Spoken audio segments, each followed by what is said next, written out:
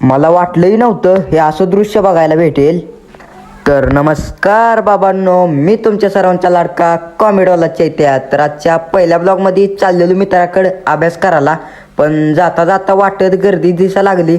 जाऊन बघावं तर म्हणलं काय आहे, तर इथे येऊन बघतोय तर आरा एवढं मोठं साप.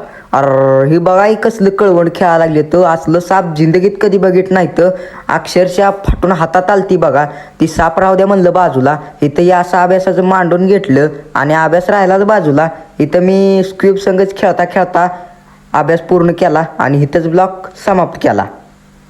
मला वाटलंही नव्हतं हे असं दृश्य बघायला भेटेल.